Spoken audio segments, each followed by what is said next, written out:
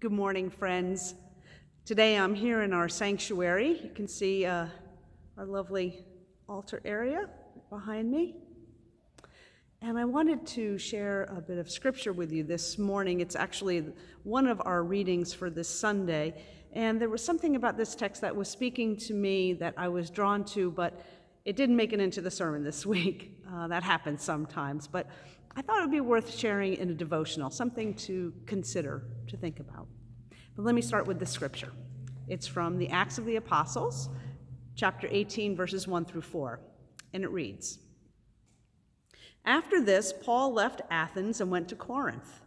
There he found a Jew named Aquila, a native of Pontus, who had recently come from Italy with his wife Priscilla, because Claudius had ordered all Jews to leave Rome.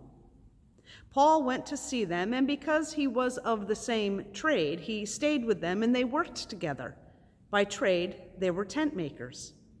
Every Sabbath, he would argue in the synagogue and would try to convince Jews and Greeks."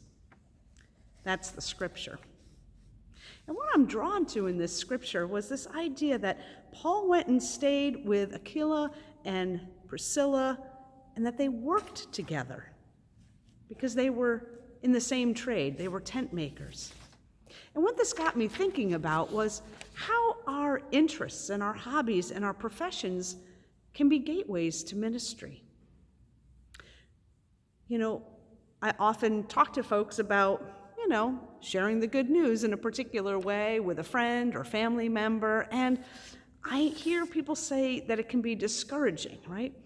They say, "Oh, come on, Pastor, it's easy for you to do that. That's what you do. You're the pastor. But how am I supposed to talk about God and what God's done in my life with others," right? It can be kind of scary or intimidating. You're not sure what to say.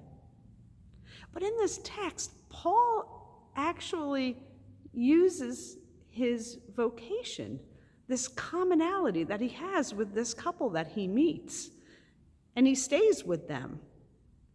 And so, I was thinking he established a relationship with them and then had some influence on them. And I think sometimes we forget the influence that we have on those who we are around, people that we work with, our family members, our friends, or people that we share a hobby with.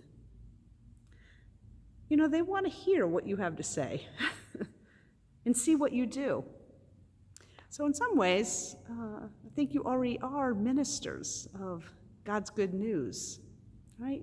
The question is to consider the ways in which you can continue to minister to your friends and your families, especially in this time of social distancing, and perhaps it is our actions that will speak to them and to the world. So I miss you all. I hope you are well.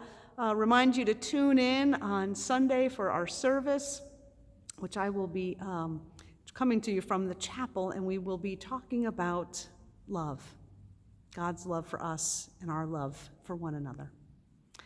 So until that time when we can see each other in person, take care and blessings. Bye-bye.